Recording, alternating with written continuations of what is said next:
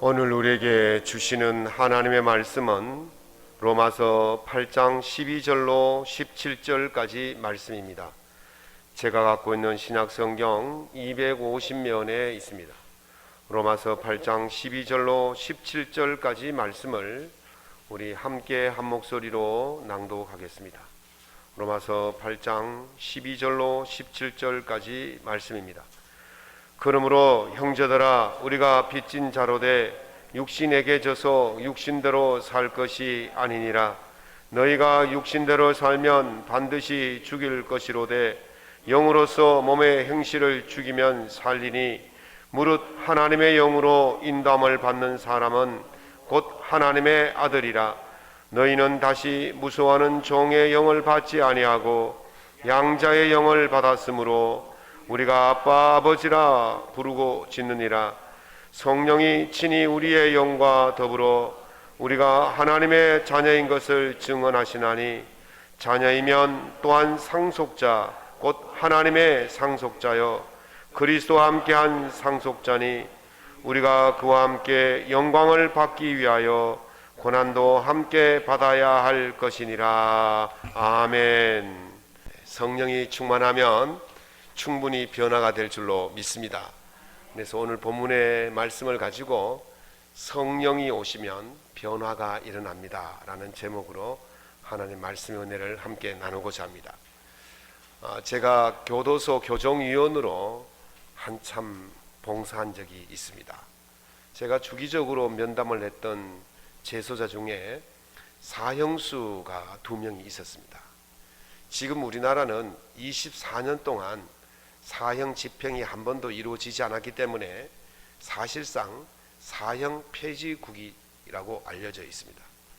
그러다 보니까 사형수들이 자기들이 사형 집행을 당하지 않는다라는 것을 알았는지 굉장히 거칠고 다른 사람들보다 많이 힘들게 하는 경우가 많이 있습니다. 제가 담당했던 사형수 2사람과 수시로 자주 면담도 하고 예배도 같이 드리는데 찬송도 참 잘합니다. 얼마나 목소리도 좋은지. 그리고 성경도 웬만한 목사보다 더 많이 합니다. 그 속에서 할 일이라고는 책 읽고 뭐 그런 것밖에 없으니까 심심하니까 성경을 많이 보니까 훨씬 더 많이 알고 있어요. 그런데요, 문제는 그렇게 성경도 많이 알고 찬송도 많이 하는데 변화가 없다는 거예요. 늘상 다른 재소자들과 싸움하고 독방에 갇히기도 하고 자기는 죄가 없다고 큰소리 치고 다니고, 그렇게 몇 년을 만나서 면담을 했지만 변화가 없더라고요. 변화의 가능성이 눈꽃만큼만 보여도 힘이 생기겠는데 변화의 가능성이 눈꽃만큼도 없으니까 참 사람 하나 변화시키는 것이 이렇게 힘드는구나, 그런 생각을 해보았습니다. 미국 과학수사 드라마 중에 CSI라는 드라마가 있어요. 거기에 수사반장이 이제 피의자를 구속했다가 증거 불충분으로 풀어주게 되어집니다. 풀어주면서 이런 말을 하죠. 그래, 지금은 네가 이겼다고 생각하고 있겠지. 하지만 우리는 금방 다시 만나게 될 거야. 너는 지금까지 이따위로 살아왔고 앞으로도 이따위로 살기 때문에 조만간 우리는 다시 만나게 될 거야. 그때는 지금처럼 행운이 따른다고 생각하지 말아라 그랬어요. 안 변한다는 거예요. 네가 과거에 그렇게 살아서 범죄를 저질렀는데 요행이 증거 불충분으로 풀려나지만 언젠가는 네가 똑같은 짓을 계속 벌리기 때문에 잡혀온다는 거예요. 우리말에 꼬리가 길면 밟힌다는 것이죠. 변화가 어렵다는 것을 이야기하고 있습니다. 다선 정약용 선생이 34살의 나이에 정삼품이라는 참 높은 자리에 올라갔어요. 그런데 어떤 일에 연루되면서 모함을 받고 이제 몇 등급 강등되어서 한직으로 자천되어서 쫓겨나게 되었죠. 그때 그 집의 옆에 살던 사람이 책을 한 권 가지고 있는데 퇴계집이라는 책을 가지고 있어요. 퇴계집은 퇴계 이항 선생의 편지, 친구들에게 보낸 편지를 모아놓아 책이 바로 퇴계집인데, 그 책을 있는 것을 알고는 빌렸어요. 그리고 그 편지를 아침마다 읽고는 음미하고 생각하고, 그리고 거기에 대한 자기 나름대로의 느낀 점을 써서 모은 책을 도산사숙록이라는 책을 펴냈습니다.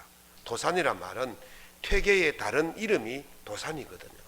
사숙이란 말은 자기가 직접 그 사람에게 공부를 배우지는 않았지만은 그 사람의 생각과 그 사람의 그 사상이 담긴 책이나 글들을 통해서 배운 것을 사숙이라고 해요.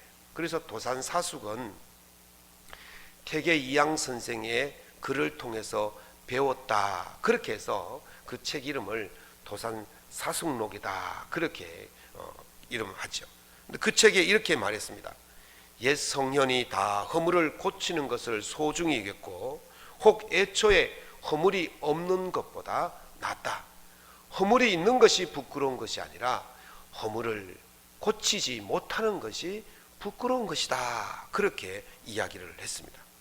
사람은요, 누구나 다 허물이 있습니다. 누구나 다 잘못이 있기 마련입니다. 그래서 로마서 3장 23절에 바울사도는 모든 사람이 죄를 범하였음에 하나님의 영광에 이르지 못하더라, 그렇게 말씀하신 거예요. 모든 사람들이 다 허물이 있고 죄가 있다는 거예요. 예수님께 간음한 여인을 잡아서 끌고 온 군중들이 있었습니다. 그들 손에는 돌이 하나씩 들려져 있습니다. 그때 당시에 유대 율법으로는 간음하다 잡힌 사람은 돌로 쳐서 죽이도록 그렇게 되어 있었거든요. 그래서 이 사람을 끌고 와서 예수님께 이야기합니다. 주님, 예수님이 이 사람을 죽일까요? 살릴까요? 어떻게 처리할까요? 이것은요, 예수님을 시험하기 위해서 그렇습니다.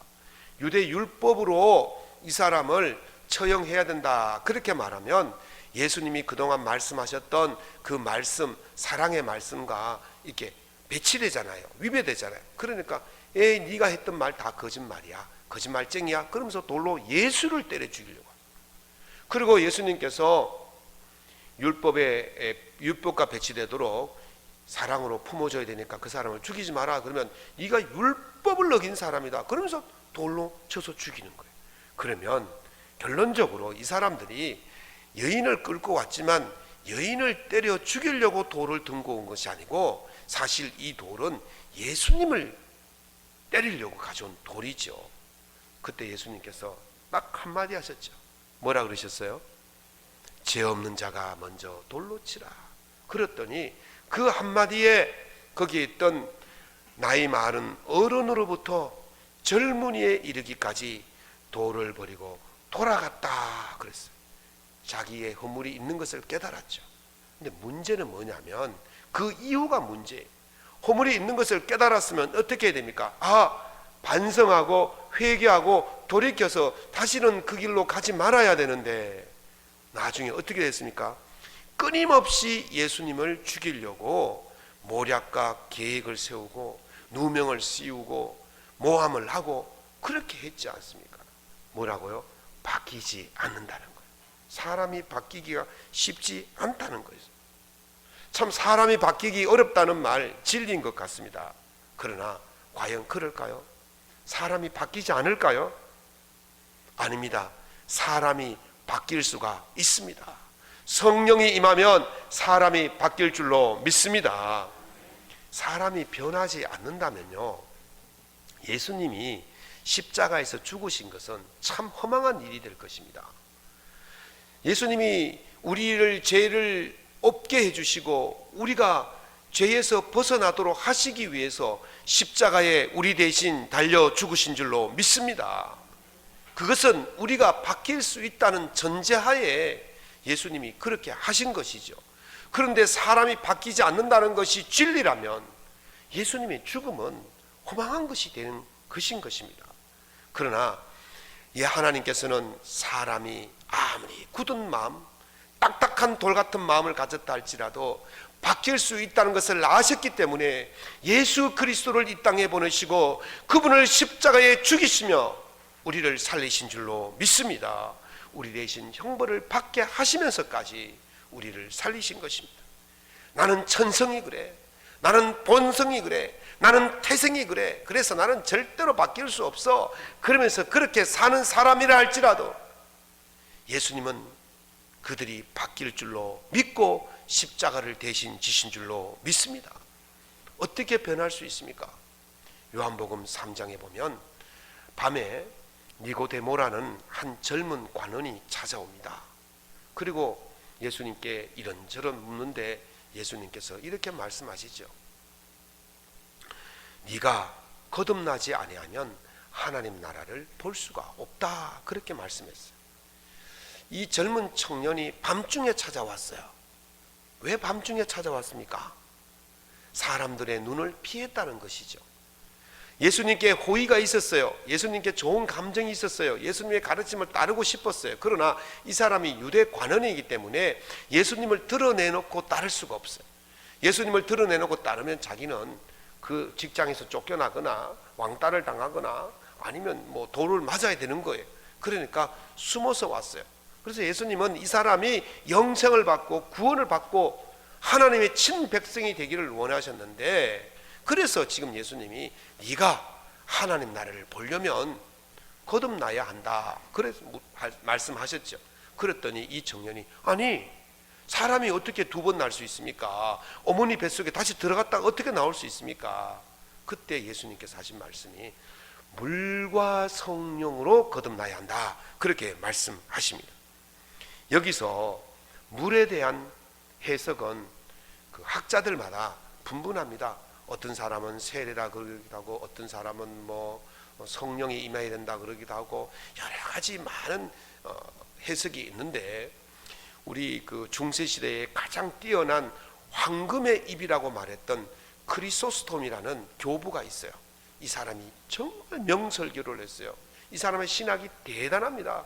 근데 이 사람이 이 물에 대해서 이것은 세례다 그렇게 했어요.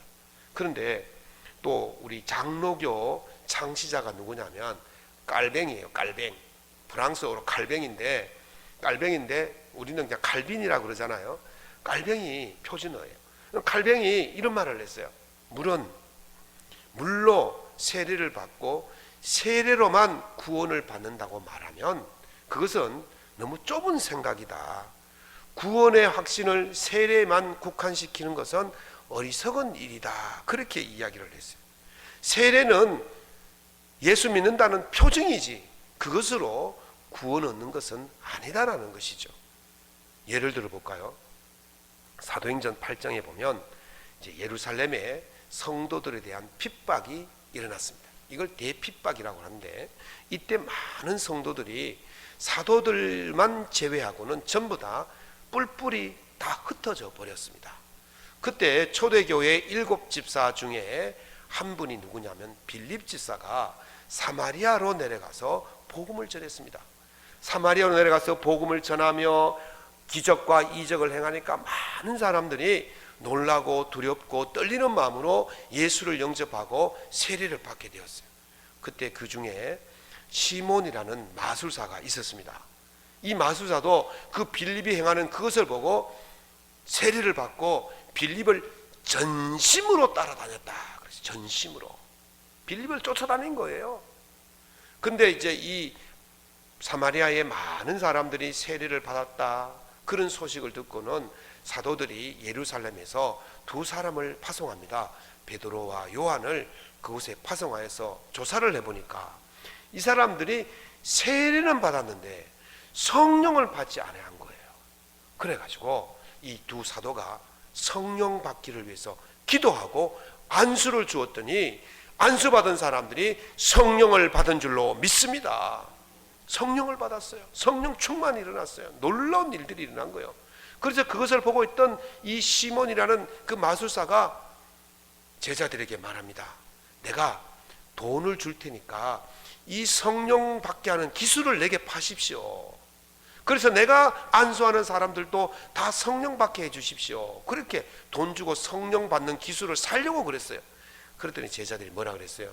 네가 하나님의 선물을 돈 주고 살 줄로 알았느냐? 네 음과 네가 함께 망할지어다. 그렇게 말씀하십니다. 그러면서 하시는 말씀이 네가 보니까 네가 하나님 앞에 마음이 바르지 못하고 네 마음에 악독이 가득하고 네가 진리를 행할 수가 없다. 불의의 맨바 되었다. 그렇게 말합니다. 그러면서 네가 회개하고 기도하고 회개해야만이 네가 혹 네 마음에 품은 악을 사하여 주실 것이다. 그렇게 이야기를 합니다. 그때 시몬 베드로가 확 꼬꾸라지면서 내가 잘못했습니다. 회개하게 되어진 것이죠.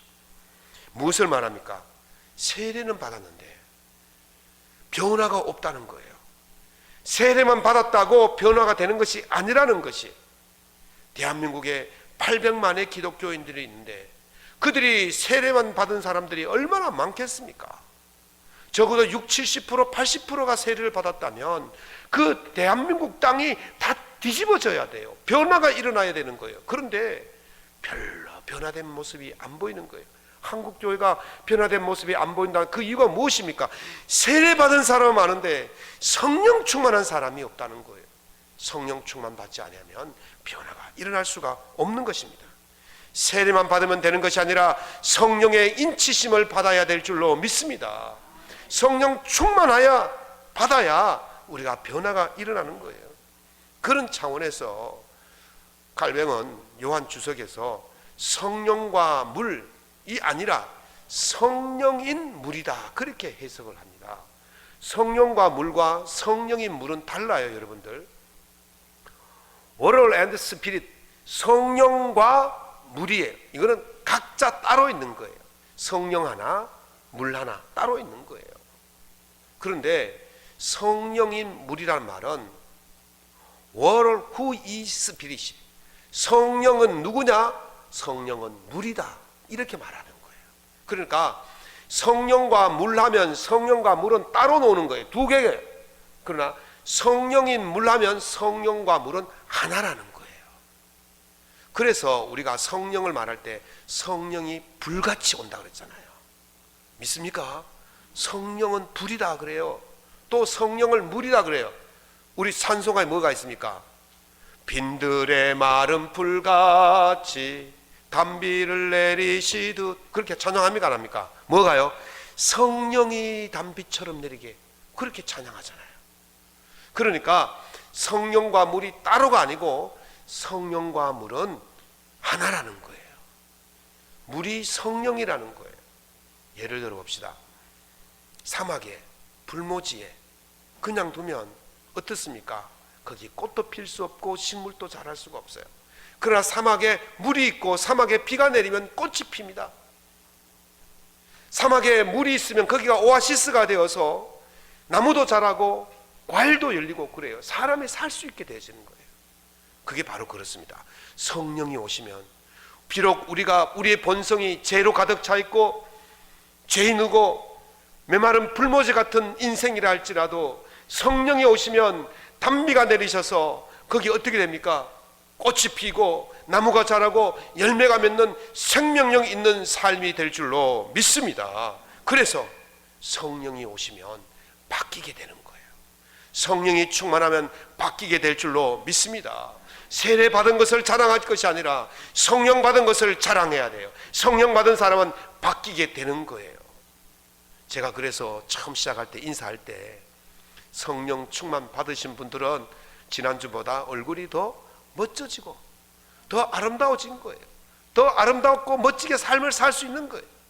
믿습니까? 제가 보니까 지난주보다 우리 성도들이 훨씬 멋있어요. 훨씬 아름답게 변해 있어요. 그 이유는 성령과 함께 동행하기 때문인 줄로 믿습니다. 여기서 아멘이 좀 크게 나오면 좋겠구만. 자신이 없습니까? 내가 아직도 성령이 충만하지 않다, 나는 성령이 임한지 안 한지도 모른다, 그렇게 살아가시지 말고 성령이 나와 함께 하신다는 것을 믿고 살아가시기를 예수 이름으로 축원합니다. 그러면 그 사람은 바뀌게 되는 거예요. 변화되게 되는 거예요. 이것이 신앙이에요.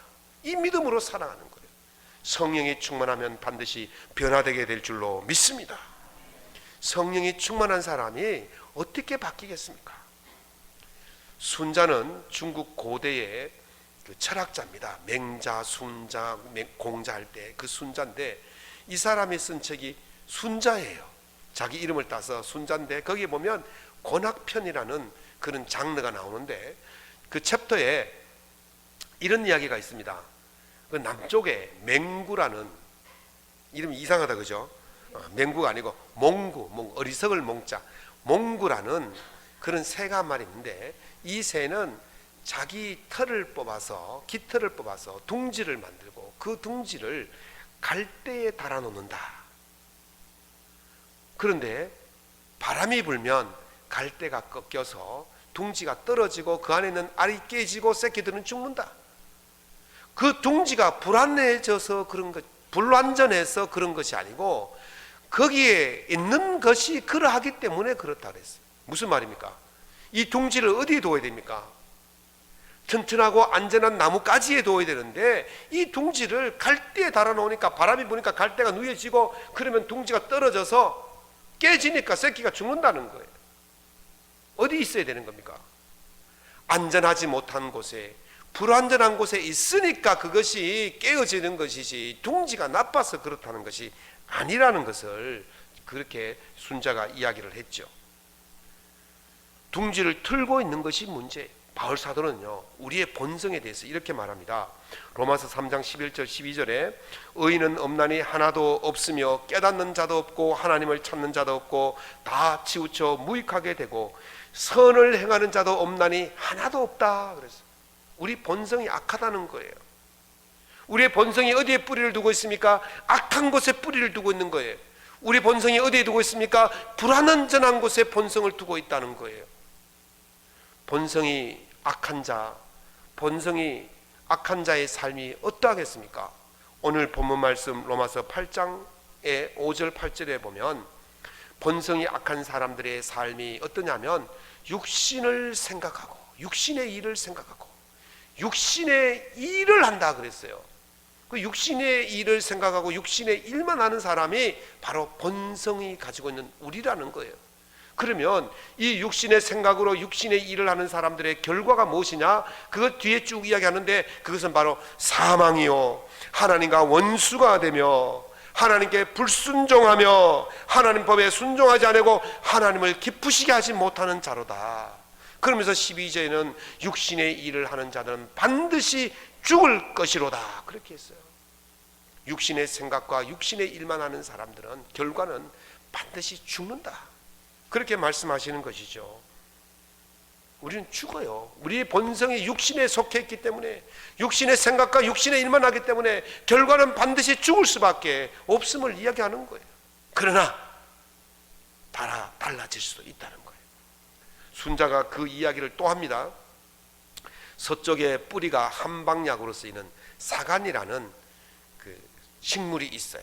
나무가 있는데 길이가 한치라는 것은 여러분 손가락 마디 있죠? 요 마디가 한치예요. 보통 제가 자로 재보니까 한 3cm 정도 나와요. 그러니까 네치니까 몇 cm입니까? 12cm예요. 저의 요 손가락보다 조금 더 높겠죠. 그 12cm 정도밖에 안 되는 식물이 서 있는 자리가 산 꼭대기에 서 있기 때문에 800척이나 되는 연못을 내려다보고 있다 그랬어요. 800척이 얼마냐면 한 척이 30cm예요. 한 척이 30cm니까 800척 38, 24, 24km에 되는 거대한 연못을 요 12cm밖에 안 되는 그 나무가 쫙 훑어보고 있다는 거예요. 여러분, 이 나무가 밑에 있으면 어떻게 되겠습니까? 그 자기 앞가림도 안 되는 거예요. 앞에 다 식물이 자라서 아무것도 안 보이는 거예요. 큰 식물들이 있어 아무것도 안 보이지만 산 꼭대기에 있으니까 24km나 되는 거대한 연못을 바라볼 수 있게 되어진다는 거죠. 다시 말씀드리면 그 서 있는 곳이 어떠하냐에 따라서 달라질 수 있다는 거예요.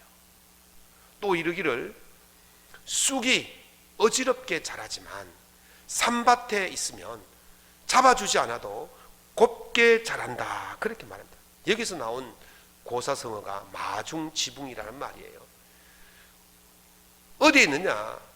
작은 나무가 산꼭대기 있으면 24km나 되는 큰 연못을 내려다볼 수 있는 그런 위치가 되고, 어지럽게 자는 쑥이라 할지라도 산밭에 있으면 곧게 쭉쭉 자란다는 거예요. 어디에 속해 있어야 한다는 것을 보여주는 것입니다. 조금 전에 그 몽구라는 새가 갈대에다가 자기 집을 지어놓으면 망하지만은 산꼭대기에 있고 또 곱게 자라는 산밭에 있으면 자기 인생이 달라지는 거예요. 우리가 어디에 속하느냐에 따라서 우리 인생이 달라질 줄로 믿습니다. 우리 본성이 아무리 악할지라도, 우리가 아무리 악한 인생이라 할지라도 우리의 속한 자리에 따라서 계속해서 악한 인생으로 살 수도 있고 아니면 선한 인생으로 바뀔 수도 있다는 것입니다. 로마서 8장 9절에 만일 너희 속에 하나님의 영이 거하시면 너희가 육신에 있지 아니하고 영에 있나니. 우리가 어디에 있어요? 하나님의 영에 속한 자가 되어진다는 것입니다. 하나님의 영에 속한 자가 되어지면 그 인생이 변하게 될 줄로 믿습니다. 비록 우리 인생이 전에는 하나님을 깨닫지 못하고 알지도 못하고 불순종하고 죽을 수밖에 없는 그런 인생이었지만은 하나님 성령 안에 살게 되어지면 우리 인생이 바뀌게 될 줄로 믿습니다. 성령의 인도하심을 받게 될 것이고 육신의 더럽고 추악한 행실을 끊어버리고 더 이상 육신에 지지 아니하고 성령이 오시는 그 일로 인해서 변화받는 삶을 살게 될 줄로 믿습니다. 성령의 변화받는 자는 어떤 은혜를 누리게 되어지느냐? 전에는 악한 영의 종으로 살았어요. 악한 종으로 살았어요. 그러나 성령이 오시게 되어지면 그때부터 하나님을 아버지라 부르게 될 줄로 믿습니다. 하나님을 아빠 아버지라 부르는 거예요. 그냥 아버지 그러면 조금 거리감이 좀 있지 않나요? 우리 아이들이 어릴 때는 아빠 그랬어요. 그런데 이제 좀 20살 넘었으니까 아버지 그래. 그 다음부터 대화가 없어졌어요. 만나기도 힘들어요. 아침에는 우리가 일찍 나오고 저녁에는 저들이 늦게 들어오고, 그러니까 언제 우리가 얼굴을 봅니까? 아빠 그럴 때는요 계속 따라다녔어요. 아버지 그러니까 이제부터 따라다니지를 않아요. 우리 저 뒤에 계신 집사님 4분 애기들 아직 어리니까 같이 붙어 다니죠. 사춘기만 지나보세요. 같이 안 따라다녀요. 아빠 그럴 때 같이 따라다니는 거예요. 친근감이 있는 거예요. 우리가 하나님을 아버지라고 부르지만 그 이면에 아빠 아버지라 부르는 거예요. 굉장히 친밀한 관계가 되어지는 것인 줄로 믿습니다. 그런데 아버지라고 부르면 그 자녀에게 무슨 권리가 주어집니까? 상속권이 주어지는 거예요. 하나님 나라를 상속받을 수 있는 권리가 우리에게 주어진다는 거예요. 성령이 임하면 그렇게 될 줄로 믿습니다. 성령이 충만한 자는 이제 악한 영의 종으로 사는 것이 아니라 하나님 나라의 상속자, 하나님의 자녀로 살게 되는 복을 받게 될 줄로 믿습니다. 성령으로 변화받아서 이런 은혜를 누릴 수 있기를 예수님 이름으로 축원합니다. 그러면 성령 충만을 어떻게 받습니까? 목사님이 성령 충만 받아라, 성령 충만 받아 소리 지르는데 도대체 성령 충만을 어떻게 받냐고요? 아십니까? 아시는 분은 저에게 좀 가르쳐 주십시오. 예수를 믿는다고 말합니다. 세례를 받았다고 말합니다. 예배도 열심히 드리고 찬양도 열심히 드리고 직분도 받았어요. 그런데 뭐가 없어요? 변화가 없어요. 왜 그렇습니까? 왜 그렇습니까? 성령을 받지 못했거나, 또 한 가지는 성령을 받기는 받았는데 성령의 그 충만이 이루어지지가 않았어요. 아직까지 내 의지와 내 욕심과 내 정욕과 이런 것들이 성령보다 더 강하게 내 속에서 작동하기 때문에 그렇습니다. 그렇게 되어지면 성령이 뭘 하려고 그러면 내 의지와 욕심이 성령이 일을 하지 못하도록 내려눌리는 거예요. 그러면 성령이 그래 네 잘났다, 네 한번 네 마음대로 해봐라 내버려 두는 거예요.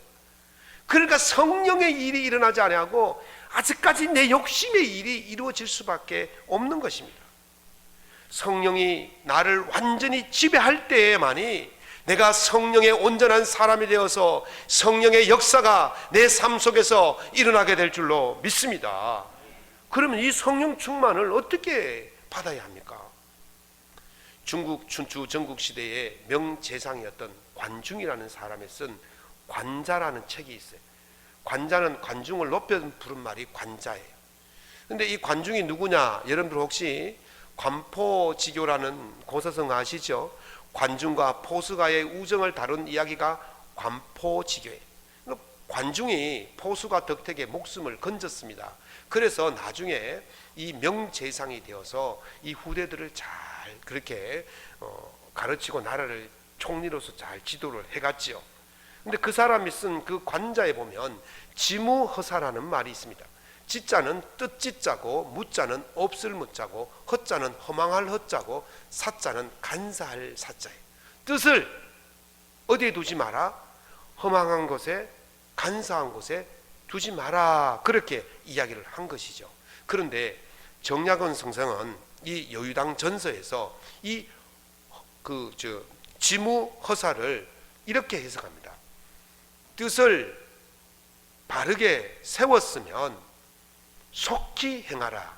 이 사자를 간사할 사자로 해석하지 아니하고 느릴 서자와 통한다.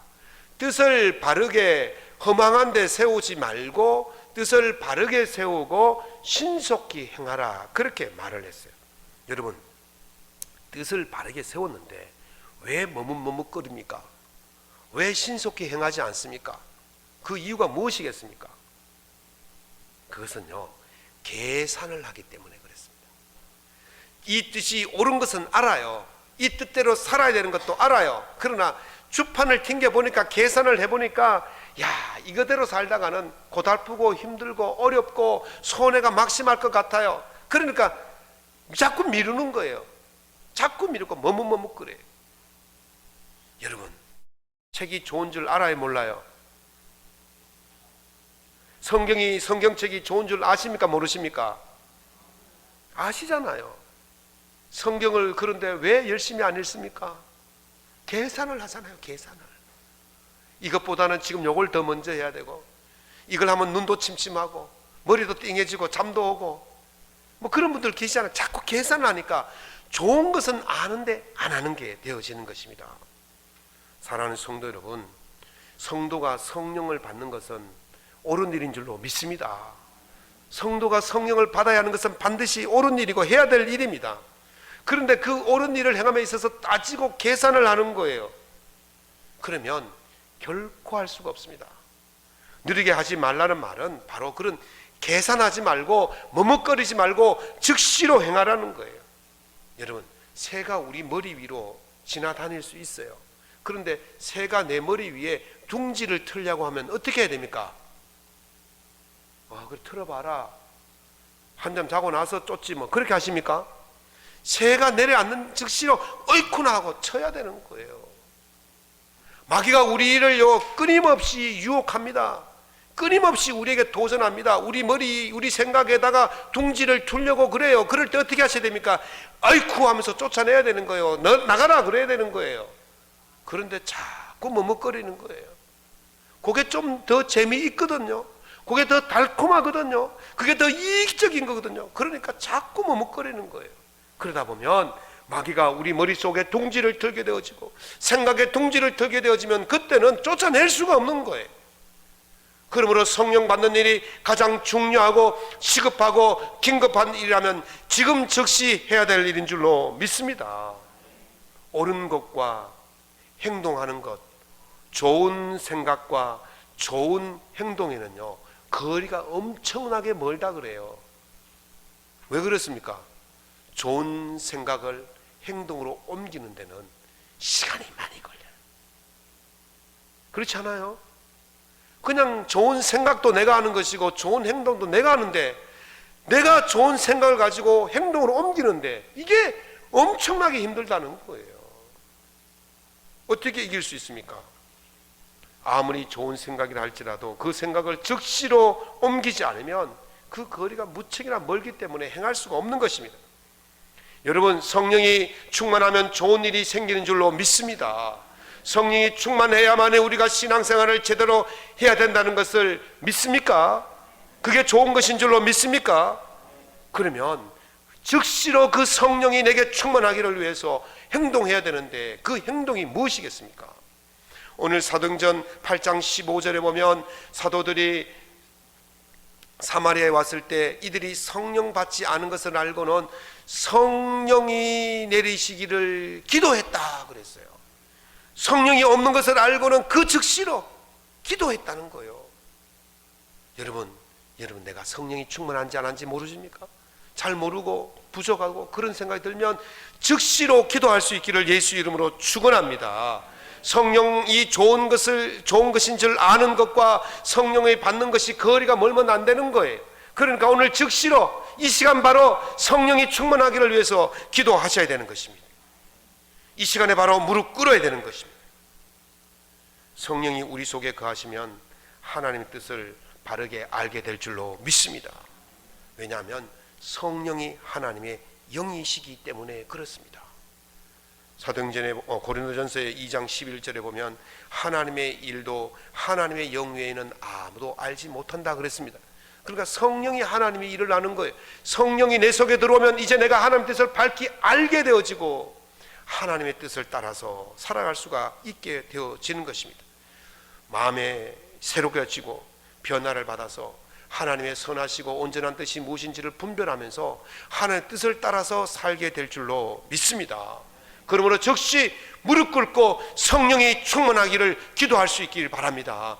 지금 이 시간 교회를 떠나기 전에 성령이 충만하기를 위해서 하나님께 간구하셔야 될 줄로 믿습니다. 하루하루 기도가 쌓여서 비범한 일을 할 수가 있는 것입니다. 기도가 쌓여서 위대한 일이 일어나게 될 줄로 믿습니다. 내일 하나님의 사람으로 당당하게 온전하게 성령 충만한 사람으로 살기를 원한다면 오늘 이 시간 즉시로 기도하셔서 성령 충만을 받으시기를 예수님 이름으로 축원합니다.